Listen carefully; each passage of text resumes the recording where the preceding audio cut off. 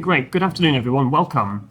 My name is Anthony Breach. I'm Director of Policy and Research at Centre for Cities. I'm here to welcome you here today to what should be a splendid panel on the future of social housing finance and a new idea for fixing it. It's brought to you by the YIMBY initiative and kindly supported by Civitas Investment Management. Now, it seems to me there are two facts about the world of social housing that are in terrific tension at the moment. First, the government has an ambition to increase the quantity and quality of social housing and house building as it aims to hit its 1.5 million new target. As part of this, Rachel Reeves has announced in the spending review the biggest boost to investment in social housing in a generation, which I think is fair to say was welcomed by the sector.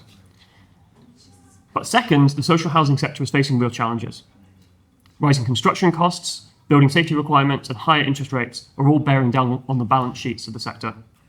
With no more money on the way, the question becomes, how can we use the money we've got more efficiently to help deliver more and better social housing?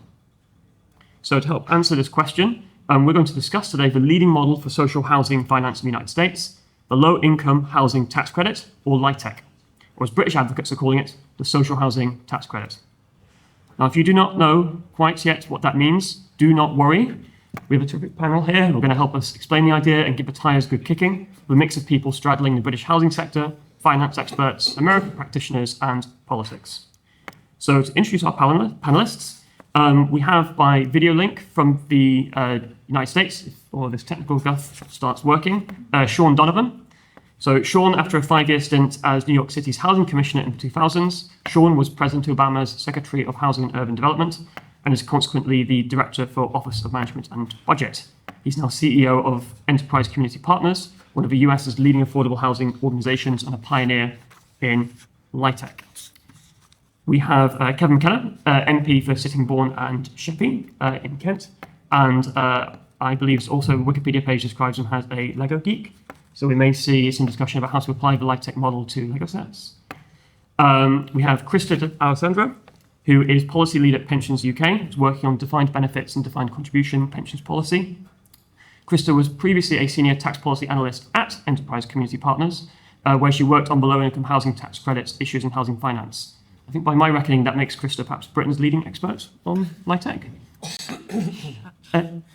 We have Mark Washer, who is Group Chief Executive of the Sovereign Network Group, one of the UK's largest housing associations formed from the 2023 merger of Sovereign and Network Homes. And we have Andrew Dawber, who is founding partner and executive director at Civitas Investment Management, has over 25 years in social housing and social infrastructure finance. I'm sure everyone here will agree this is a great bench and sets us up for a fantastic conversation. So here's how it's going to work. We've got until about, originally it was going to be about 5:30 for opening remarks for each panel, member of our panel. When we make the case for LIHTC, maybe we can squeeze it down to a couple of minutes each, and then we run a little bit over. I'll follow up with a question for each of the panelists, and we'll then open up to questions from the audience until 2, after which drinks will be made available for further conversation and discussion. So with that, if the technology is working, we should be able to get a quick clip from Shaun. Is that possible, or are we still struggling? Okay, great. Let's go straight first to Kritsa. I think might have a bit more information about how LIHTC works in practice and sets us up. Kritsa. Great. Hi, everyone, and thank you for having me. My name is Kritsa D'Alessandro, and as mentioned, I currently work at Pensions UK, formerly Pensions and Lifetime Saving Association. We just had a name change, so you might know us as that. Prior to working at Pensions UK, was at Enterprise Community Partners, which is where Shaun Donovan, who we'll hear from in a minute, now works as CEO. I was there before Shaun Donovan's time, but we've worked together closely in recent months. I am coming here with 2 hats, my pension and retirement hat, and thinking through ways to funnel pension fund investment into social housing and infrastructure projects. And then also with my U.S. housing hat on, so explaining how the housing credit works, how the full system looks in the U.S., and then ways it could apply in the U.K. as a model, and some of the strengths of the program that could particularly be beneficial in the U.K. So those are the 2 angles I'm coming from. Throughout the panel, I'll talk a bit about some of the work Pensions UK is doing to try to sync up pension fund investment into programs like social housing and infrastructure, and the incentives that are needed by pension funds and schemes in order to do that and make that possible for them. And then on the other side, again, how housing could work here in the UK, social housing could work in the UK with a fiscal incentive like the low-income housing tax credit. You'll hear people call it LIHTC or the housing credit, and then, as mentioned, the social housing tax credit here in the UK. So I'm excited to deep dive into this and to go through everything in detail and to be joined by some of the UK housing experts in the room too. Great, thanks, Krista. So, Mark, can you maybe give us a bit of an introduction as to sort of both your work and also sort of some of the challenges facing the social housing sector at this moment? Yeah, sure. So sitting next to the panel's greatest expert on LIHTC, you have the person who I think probably knows least about it, but I do know a reasonable amount of about UK social housing, having worked in the industry for too many decades. So I am currently CEO of Sovereign Network Group, but spent most of my career in the sector as a CFO. And I mean, you're absolutely right. You know, we know, I think, in many ways about lots of the challenges. I think it's worth, though, putting into context. One of those challenges is not, in many ways, the availability of funding. So private finance is very present. The balance sheet of probably almost every housing association in the UK has bilateral or debt capital markets funding sitting on it, and that has been the case now for over 30 years. So I think that is, when we talk about private finance coming into the sector to help us out of a hole. I think it's really important to understand that in the context. So I think something like 100 billion of private debt sitting currently on the sector's balance sheet. But what we have seen over recent years is a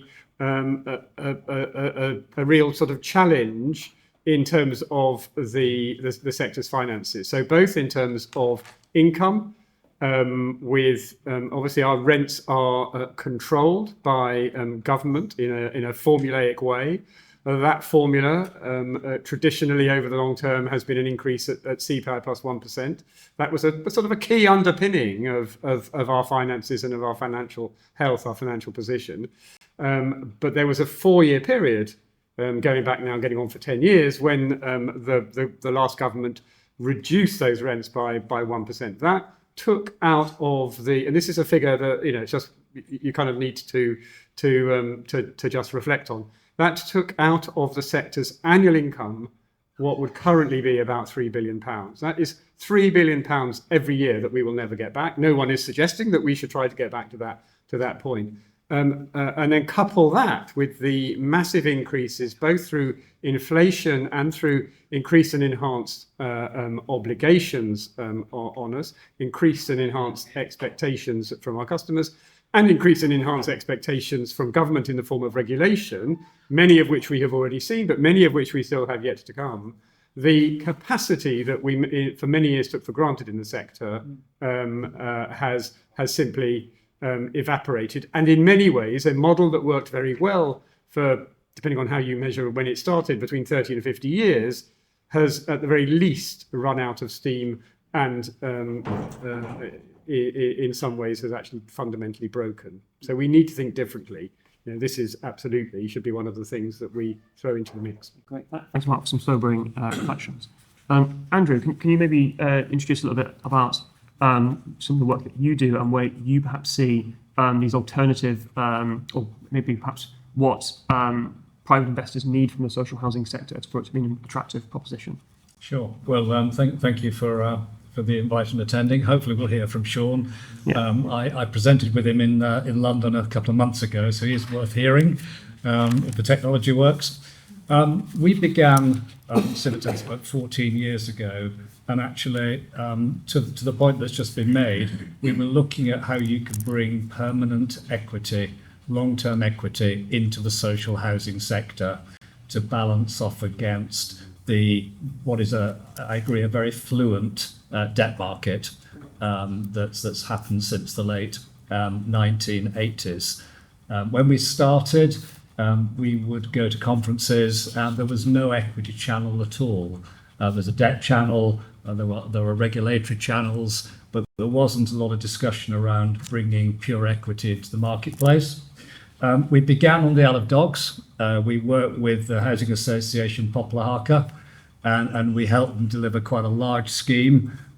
It's a fairly deprived area, although it has a crescent that goes around the outside near the water with very expensive housing. But once you go into the centre of the Isle of Dogs, it's a very different proposition indeed, and you get those two things sitting not particularly harmoniously together. If we go right to today, then literally as we speak, we have potential residents looking at apartments that we're just releasing actually in Chelsea and Kensington with the council. It's a very high-end scheme that was developed on the river, and we have the social housing aspect of that. So it's social rent and affordable rent, and we were just discussing that actually there is some shared ownership, and the challenge with that is the sheer value of these units is so high that we'll probably end up commuting with the agreement of the council, most of that into social and affordable rent. So it's a couple of hundred units that we're just releasing. It's the very finest social housing in the country, if you saw it. I'd certainly be happy to have one of the flats. But it's great because it's been developed blind. So the spec of those apartments is almost identical to the open market sale apartments, which obviously is a big move on. I just say in the intervening period, we've introduced now just under £4 billion of funding, mainly from international institutional investors overseas, but also from some local government LGPS schemes.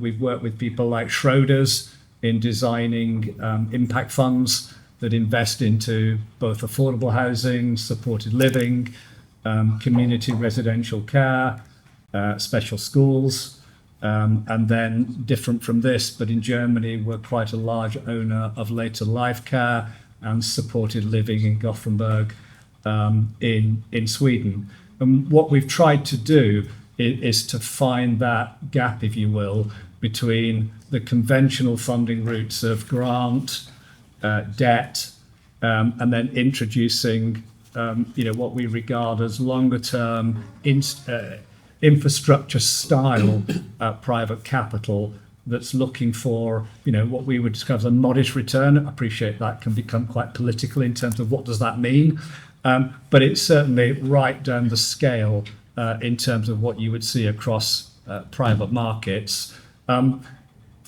Issues that we face, we're not immune to what's happening in the world. When we look at investors, they're looking all the time at a risk-adjusted return. What is the right return for the risk they're taking? And they're looking at the economic environment, they're looking at the political environment. And we often say that for many investors, making any particular investment is a relative commodity. So if I have a scheme, it's an absolute commodity. I've got this scheme and I want to get it funded. For the investor, they have a wide choice of what to do. And one of the issues that we see today is the risk-free rate. So the cost of borrowing is high in the UK. That impacts not just the actual borrowing itself that housing associations and others and we need to take, but it also influences the return that investors believe they should receive if they can buy a 30-year gilt today at 5.5% risk-free. Then what return do they need to take a risk? Yeah. Albeit that the gilt isn't index linked; it's not indexed to inflation. So those are some of the issues and the journey that we've been on. It's been a fascinating journey from where we were 14 years ago to where we are today. Great, thanks, Andrew. Really interesting from the capital's perspective. Kevin, take us through some of the politics of this. In that the government has its 1.5 million target. It obviously wants social and affordable housing to be a big part of that. There are challenges along the way. Where do you see social housing's role in that, and how open do you think the government is to exploring lots of different options to meet that goal? Thank you. And just to say, the Lego Geek comment was originally a hack on my Wikipedia page, but it stayed by virtue of being entirely accurate for me and my husband. So it keeps it on for definitely for good reasons. Also, I'm going to add to, I actually have to criticise and critique at the end the comment from the far end. I think I know the least about this funding model on this table. It's definitely not my area of expertise in terms of the funding model. What I hope to bring to this conversation, as well as the political aspects, is the fact that until last year, just before I was elected, I've lived as a social housing tenant for my entire adult life. So the value of social housing is incredibly important to me, and how it got me out of some really dark and troubled times in my life, actually, and gave me the future that, for good or ill, has led to me being here as a member of Parliament. And that commitment to social housing, it's very personal to me because I've been a social housing tenant until last year, and also runs through this government. So this government has a very strong moral and loyalty to social housing. I mean, lots of the current intake in Parliament have worked in local government or have worked in the housing sector. And I think you'll see from a lot of comments that level of understanding is there and core to Labour's mission in government. It also matters a lot to my constituents. So I represent in Sittingbourne and Sheppey, two towns, Sittingbourne and Sheerness. A lot of the housing stock there is post-war social housing stock, which has gone through some big changes. A lot of it's now leaseholders own it, and it's through right to buy, but it's still managed as social housing. And even though my local authority is smaller than many, we've still got substantial numbers of thousands of people waiting for social housing. We've got substantial elements of overcrowding. We've got our older housing stock is being converted into HMOs. And actually, a lot of the root causes of the social inequalities in my constituency, just like so many Labour constituencies and others around the country, can be traced down to housing. My real policy background is I was a nurse before as an MP, but I was also in NHS England in the strategy team. So my real policy baby is health strategy. And it is absolutely the case that most of the big challenges in health and well-being and health outcomes in the country are not actually in the gift of the NHS. It's part of the answer. When you trace a lot of it back, it's housing, and it's social housing is key to that. One of the things the NHS worked on a few years ago was looking at how we can build healthy neighbourhoods with its Healthy New Towns programme. And the origins of that were because when the NHS was first set up, housing and the NHS were in the same government department. A lot of people will reference that. There's a very good reason for that. The fact that we've lost sight of that as a country through repeatedly trying to rebuild that link is a problem. We need social housing to be a core part of that. And even though I'm now a private tenant and I'm a long way from ever getting a mortgage, but I doubt I'll ever go back into social housing given the way my career's gone, unless I really fall on bad times, hopefully not. It's core to what we need to deliver, and it's core to what I personally want to deliver. And so hopefully, despite my ignorance around financing models, I can bring some different insights to the table. Thanks. That's a really powerful kind of introduction there. Like Labour's and the government's kind of core mission in this area. How's it looking with the technology? Are we there? Yes. Okay, great. And for our last contribution, we've got Shaun Donovan, as promised. Hello, and sorry that I can't join you in person, but I'm here to share a few thoughts on the housing crisis we're facing here in the US and across the globe, but also to talk about our country's low-income housing tax credit that could offer an example for the UK to follow. This is the worst housing crisis that I've seen in my more than 3 decades working on the issue. Here in the US, homelessness is at a record high. Housing insecurity is also at levels we've never seen. And we're short around 7 million affordable and available homes in the US. The housing crisis is impacting the biggest cities like New York and Los Angeles, suburban communities, and also rural towns. It's impacting areas led by Democratic politicians, Republicans, and independents. The low-income housing tax credit, or LIHTC as we call it, is one policy that's been able to bring together politicians across America, despite some very deep ideological differences. The housing credit, which was established in 1986 with the vision of the founder of our organization, Enterprise Community Partners, really flipped the way we did affordable rental housing in the US. Before it was created, our affordable housing was publicly funded and publicly operated. But the housing credit has become our number one tool for financing both the creation and preservation of affordable housing by shifting the cost and the risk in development to the private sector. The housing credit allocation process begins at the federal level. Our Treasury Department authorizes housing credits each year to state housing agencies in all of our 50 states. And it's based on the state's population, on a per capita allocation. Developers then compete for housing credits using the criteria set out in those state agencies' qualified allocation plans. On an ongoing basis, these state agencies underwrite properties, they monitor compliance, and they ensure that properties maintain affordability for at least 30 years.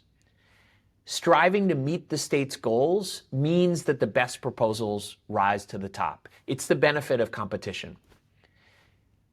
Organizations like mine, like Enterprise, are what we call syndicators. We exist to pair up developers that have been awarded these tax credits with investors who want the tax benefits. And so what we do is we provide that upfront equity from the companies that want the tax benefit to the developers who are going to build the properties. But we also do more than that. We provide ongoing asset management to ensure that properties remain in compliance over a period for as long as 30 years. This means the private sector finances the majority of the monitoring to ensure government is getting what it paid for, and we're harnessing the power of high-level finance to achieve public goals. Investors earn credits against their federal tax liability for 10 years. And critically, housing credits do not begin flowing to investors until the affordable housing property is fully built and placed in service, meaning the units are rented up to eligible families. This makes it a great pay-for-success model. And to be clear, the investors only get a return when the developer has met their commitment to provide quality, affordable homes to income-eligible residents. What's more is that the ability for the government to take back those credits at any time during the life of the property means that they have a real hook to ensure not just good construction, but good management and maintenance of that housing over a long-term period of time. And let's just be clear, the proof is demonstrated by the numbers. The tax credit here in the US has financed 4 million units of affordable housing. Those housing units have served over 9.3 million households. The tax credit supported 6.6 million jobs, generated over $268 billion in tax revenues. That's about 200 billion pounds. And it's generated over 746 billion in wages and business income, the equivalent of about 550 billion pounds. And here's the key. The low-income housing tax credit has been so successful that it's now responsible for about 90% of all federally funded affordable housing in the US. It's a win-win for the community too.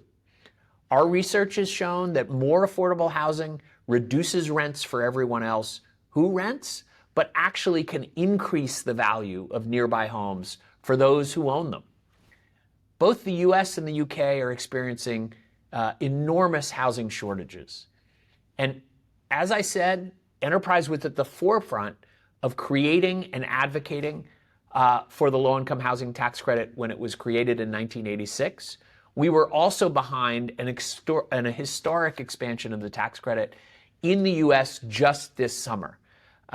That legislation that passed even in a divided Congress with very, very broad support from Republicans and Democrats, that legislation will finance the production and preservation of an additional 1.2 million homes over the next decade. That is an enormous accomplishment in a time of political uncertainty and enormous partisanship. The main reason I wanted to join you today is to make sure you understood the low-income housing tax credit, but also to understand that the UK has an opportunity to create your own version of this that would be even better than what we do here in the US. Because you have an established and robust social benefit system, you can pair the capital funding, the investment to build the properties, with the support that residents need, even at the lowest incomes, to afford those units. And in fact, I've talked with leaders in the UK about the fact that creating a low-income housing tax credit would actually lower costs to your government because more families would be able to find affordable units using their benefits, and that would lower the cost, the ongoing cost of those benefits to the government. So while this system works incredibly well in the US, it would be even stronger and a better match for the way the UK is set up. So I look forward to continuing to partner and provide insight to how the UK could implement a social housing tax credit, to share our best ideas and our lessons learned, just as we're learning from you on what we can do better in the US. Thank you so much for your time. Thank you for inviting me here. I'm sorry I couldn't be with you in person, but I look forward to being back in the UK soon and to partnering with you in any way that we can. All right, great. I'm so glad that we finally got that working, as it is quite a technical proposal, and I think you gave what was, I think, a reasonably clear explanation. Let's have a question each from each of the panel, and then we'll open it up to audience for some quick-fire questions. Kritsa, we'll come to you first as our expert. So one of the things that Shaun just stressed was that pay for success point, and how it changes the incentives of everyone involved to deliver a product and keep it high quality. Can you unpack that a bit for us, and particularly this kind of just distinction between its role in a tax credit versus a normal grant or an ordinary subsidy? Sure, no problem. So Shaun did a great job of laying out the program. I'll try to reinforce some of his key points and talk about how the system works and how the system reinforces itself for this pay for success model. So as Shaun mentioned, tax credits are allocated to states from a federal level.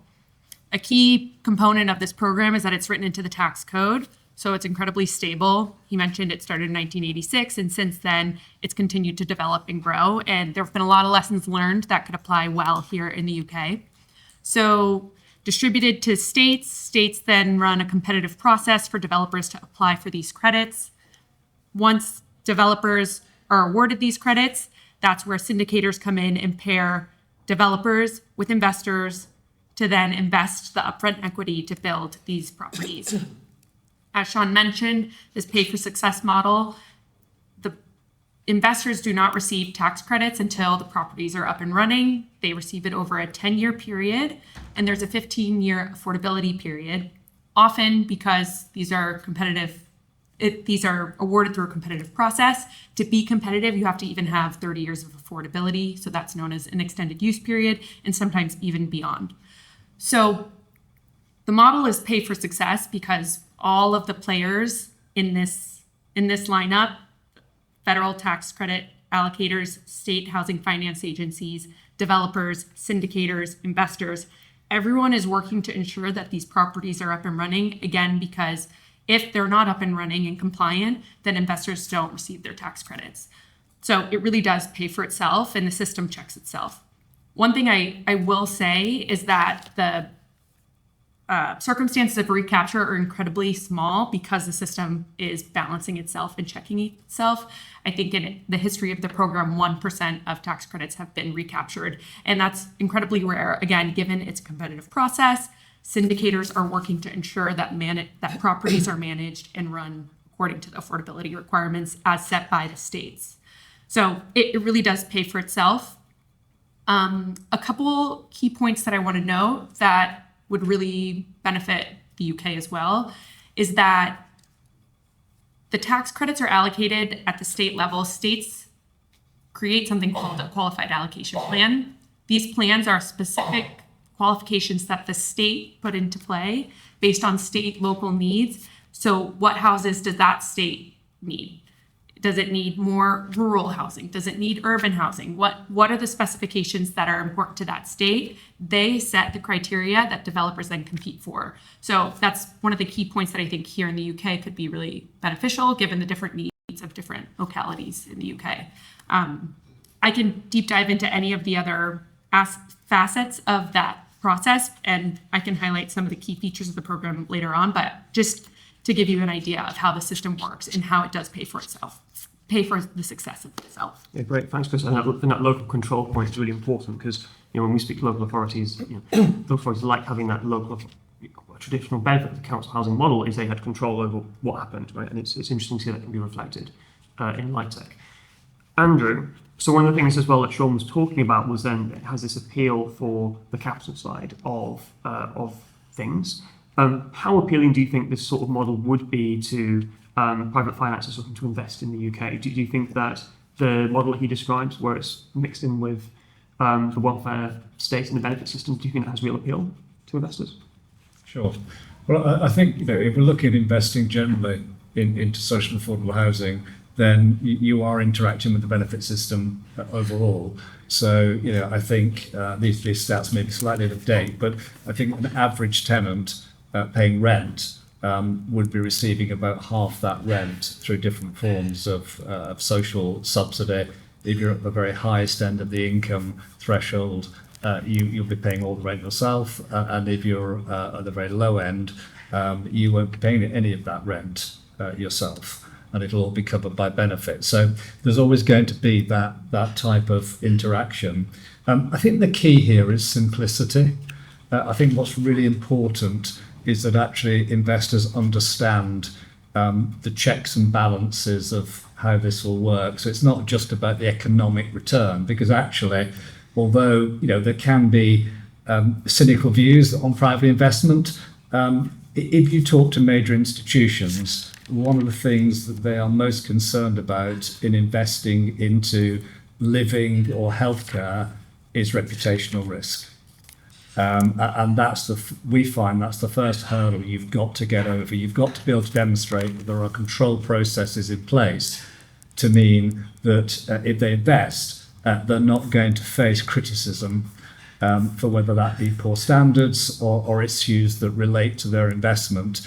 Because if they fear that's going to be the case, then whatever the return is, they're not going to move forward if you're dealing with proper institutions. So I think it has the potential. I mean, clearly it works very well in the US. There isn't the same system that we have in the UK, and I think how those two things marry together will be important. But what is interesting, I think, is that if you look over the life of an asset of say 30 years, then I would think those credits could be structured so that there's a reversionary title on that property. So it will revert to the local authority, or it will revert to the housing association at the end of that period for nil cost, effectively, for £1. Now that needs to be balanced against the depth of the subsidy, but I think that would be a very clean way of looking at it. And actually, I just finish up by saying that if you talk to a number of pension funds, one of the reasons they like investing into infrastructure is because at the end of they get their return over the life of a contract. So if you take an infrastructure contract for a road, or it's about 30 years typically, so very similar, and during that time they will receive a certain amount of return, and at the end of that period the asset then passes to the state. And so they don't have a residual asset that they have to deal with at the end, because what they're trying to do is match liabilities with income. And although it sounds sort of perhaps counterintuitive, that wouldn't it be great to keep the asset at the end? They don't want it often. And so I think you could structure something here that's quite attractive from that perspective and have quite a wide group of appeal, providing it's made simple and transparent. Great, thanks, Andrew. So I think Kritsa might be able to correct me on this. I remember Shaun saying that at the federal government level, the team that runs this is about 3 people or something. It's less than a handful. So it really is run by the states and just allocated by the federal government. So yeah, that's very, very, very lightweight. Right. So Mark, just kind of from your perspective in the social housing sector in the UK, Is this something you can see working, kind of complementing existing models? Like, is there a kind of population in the sector at the moment who you sort of springs to your mind as this would be perfect for? And indeed, kind of the opposite of that. It's like, ooh, actually, this is maybe not appropriate for this other population. What was it? Ooh. Yeah. I'm probably more in the camp at the moment. I mean, I guess, look, I think that the scale of the challenge that we have means that we really need to not just sort of superficially look at, but really understand and really get under the skin of all alternatives, and looking across the globe at models that work is really important. But I do think it's important to understand that we're talking about different jurisdictions, and that's different jurisdictions.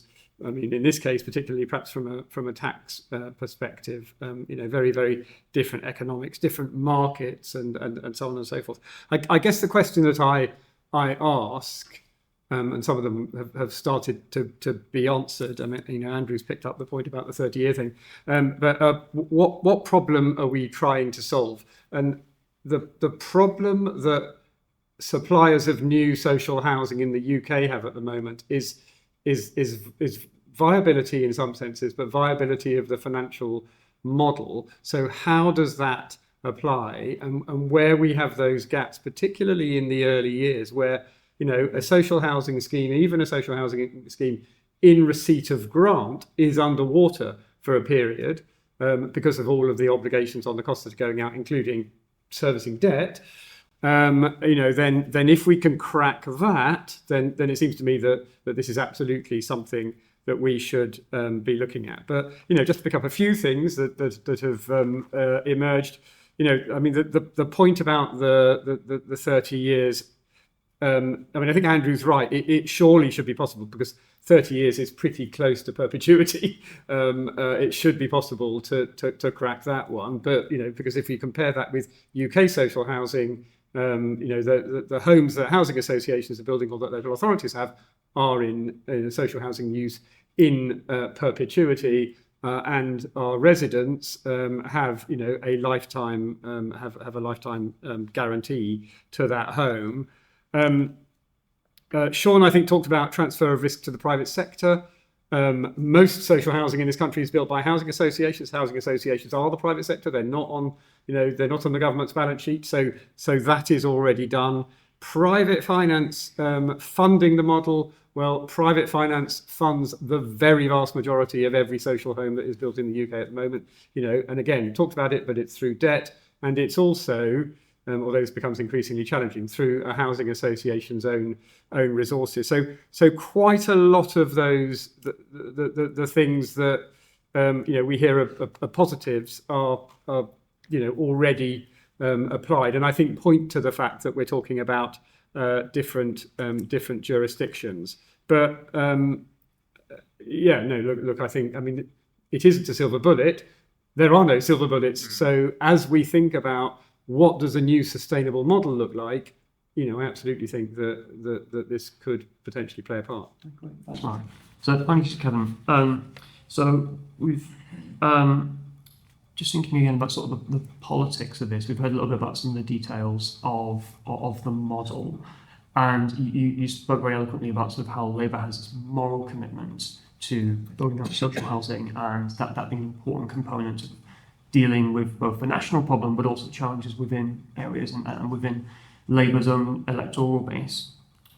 Do you think Labour is in a space where they are ready to consider kind of not alternative, but sort of kind of alongside new models such as this in order to reach those goals? Or do you think kind of the mood of the party is more, how do we get the traditional forms of social housing, council housing, housing associations back on their feet?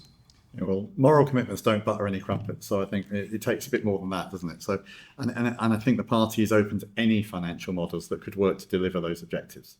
So I think in those terms, no, it's not simply that people are looking for the same old tools to do things in the same old way. And I think, I mean, we've seen from the government as a whole in its pursuit of growth and its growth strategy that it's looking at any different option that can, often sometimes quite marginal gains. So I think if this is part of that mix, then I'm sure we could be very open to that. I think there's more to the politics as well. it's trying to work out what some of the other political challenges around housing actually are. Because I can tell you, if you go around and speak to people, and they'll always say, yes, we need more social housing. But there's a difference between what people say and how they behave. Yes. So, I mean, I can tell you in my constituency, but it's hardly unique, and I know this from other experiences previously, you know, there's a lot of opposition to housing and housing being built full stop. Yes. That opposition can behave in a bit of a sort of chameleon-like way. So if there's a housing proposal, and I am thinking of real examples, but I'm not going to say what they are. If I can think of a housing proposal that has less than the expected or demanded level of affordable housing, then all the arguments are it's got to have more affordable housing, it's got to have social housing. I can then think just shifting on to ones that meet that affordable housing criteria. Suddenly it's got to have social housing. Affordable is not enough. No one can afford affordable housing, for which there's merit in that argument, actually, in truth. But then I can think of an example where a state was going to be 40% social housing, and suddenly, no, we can't have social housing. We simply can't have houses there, and someone was very brave coming to me with my surgery with this one. If they knew my background, they might not have tried this, coming and saying, well, look, people who live in social housing, they're all problems anyway, aren't they? They are. We don't want those kind of people on my doorstep. So, I very much relished my response to that one, as you can imagine, as a former social housing tenant. So it will always shift anyway. So the thing I quite like about this, and I think it's a good thing to have in any solution around financing, is things that start to address some of the common public complaints. So one massive complaint is that developers never deliver what's promised, and whether that's not just social housing developers, but developers generally, who are seen as bogeymen. And we've all met some developers that are problems, and we've all met developers who aren't. So but there is this thing, how do we tie them down to their commitments, whether it's about affordability, whether it's about the infrastructure that they're bringing alongside, whether it's about, social housing. So anything that actually locks delivery in, as this model does, has a political appeal to me. And I think almost, it may not be this model, but finding ways to help tie down developers and really convince people that what's been promised, what's gone through the planning process, is what you're actually going to get at the end of it. That is important, and I think there's a political benefit to that. Yeah. Thanks, Kevin. Great. So let's open up. So we've got a few minutes for questions. Do we have a glamorous assistant with a microphone? You do. Yeah. Thank you. Well, the lovely Adam will be with the microphone shortly. I'm going to gather 3 questions at a time. Obviously, no comments, please. There's plenty of time for comments at the drinks. And if we can keep them short, we can get short answers and get through as many as possible. Let's see. What's another technical? How's it going? That was one of the questions. Just shout. There we are. Okay, you can take it. Hooray. Right, the gentleman here.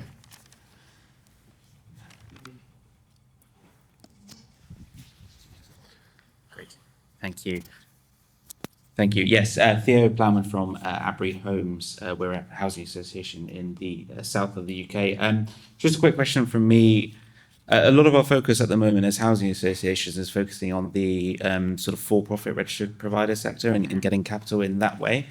How do you kind of see this interacting with what is quite a nascent area and what we're really focusing on trying to increase and improve that? I just worry that there could be a bit of conflict of where the capital allocates.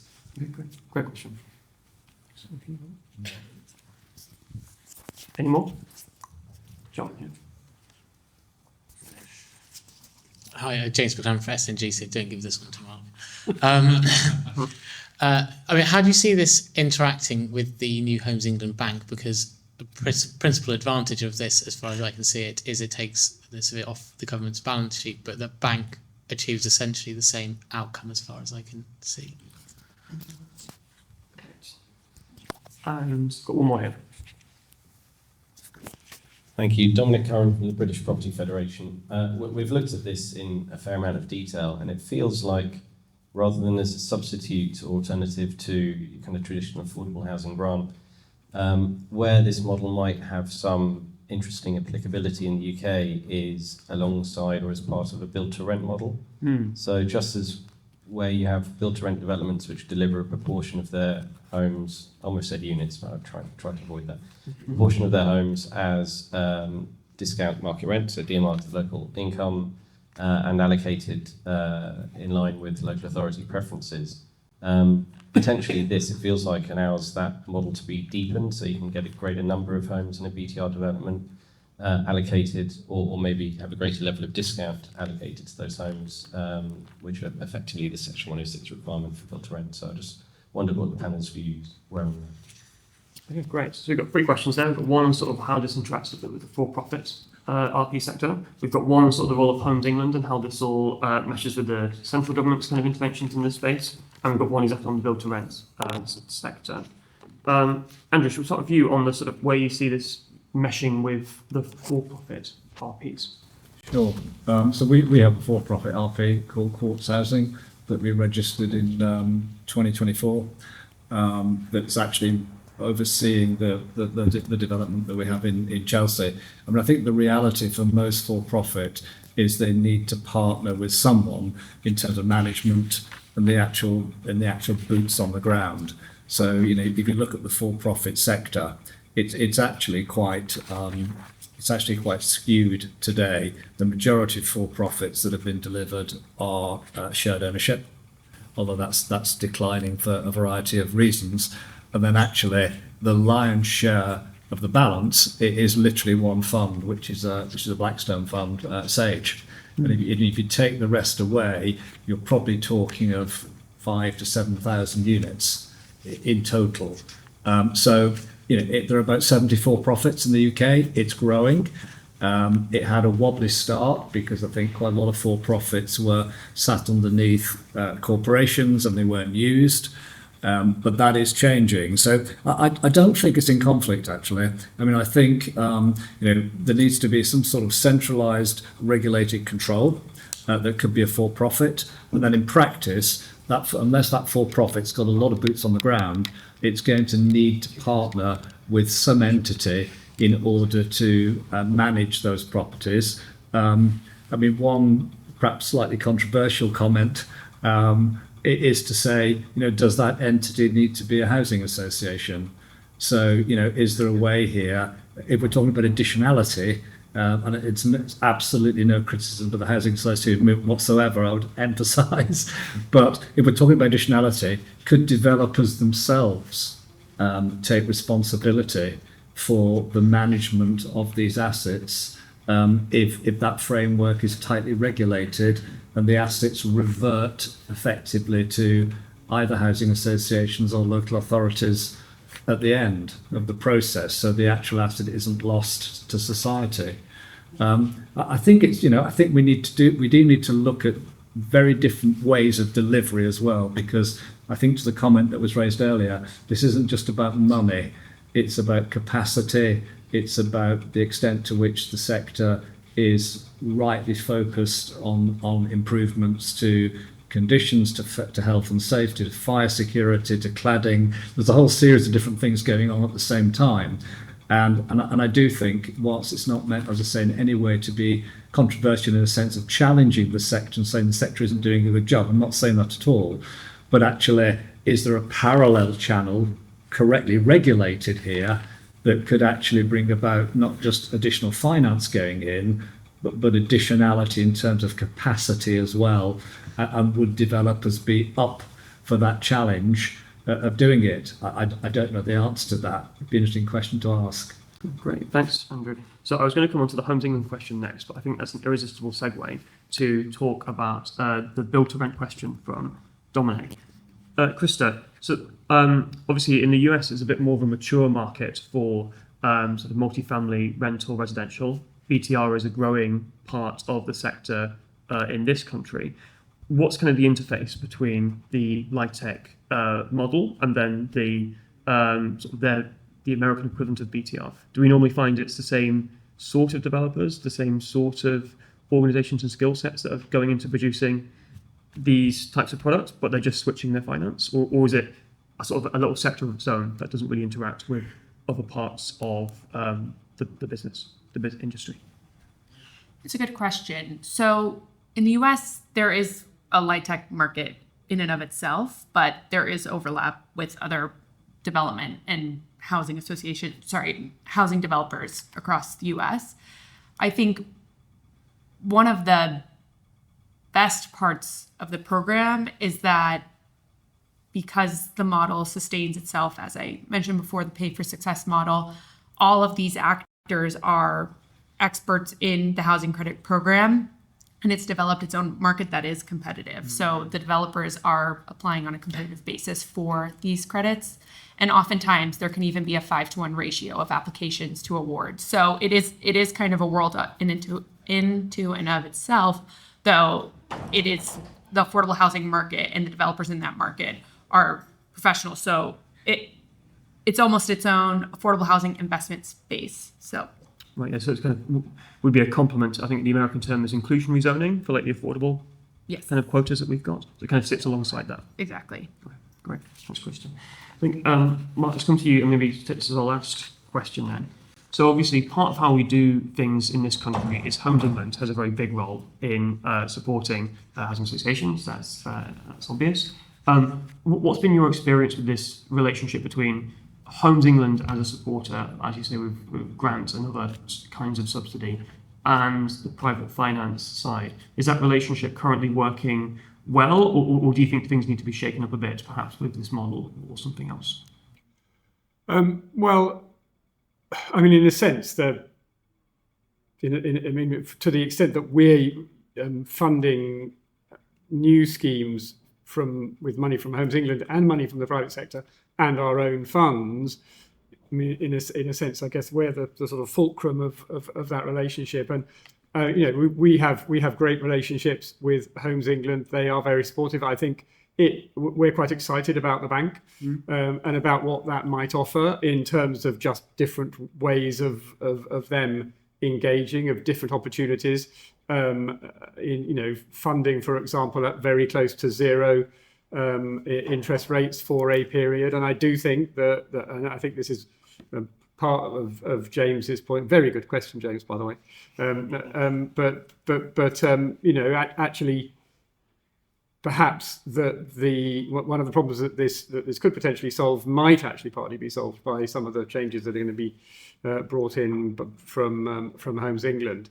I mean, I think funders into housing associations, private funding into housing associations in the form of debt it's an incredibly mature market, both in the form of sort of bilateral funders who were typically lending, if you go back years, were typically lending 30-year money at close to zero margins. That clearly has changed, but the debt capital markets have come in and are very positive. And those funders, those investors take comfort from Homes England and from the level of investment that they are prepared to put in. But also, of course, they take comfort from the fact that we're regulated. So I think that is a relationship that works pretty well from a Homes England perspective. We'd be keen to see what those changes might do, because there is always opportunity for more flexibility in terms of a shift to a programme approach rather than a scheme approach. But yeah, I mean, it's a model that's worked. Great, thanks, Mark. All right, I think that's now everything we've got time for. That's been an excellent discussion. I think I've certainly learned a lot. I hope everyone here has as well. For now, before I declare the drink session open, can I have a big hand for all of our panelists? And thank you very much. Thank you very much to Civitas Investments for sponsoring today. Bear with us. I'd like to thank Civitas very much for their support for this event today and for this support of their support throughout this conference. Low-income housing tax credit is something that works. It's proven to work. The additionality point is one which is very important, one which is very interesting. And I look forward to watching this back, learning even more, and participating with everyone else on the journey to see some form of tax credit system brought into the UK. Thank you all very much for coming.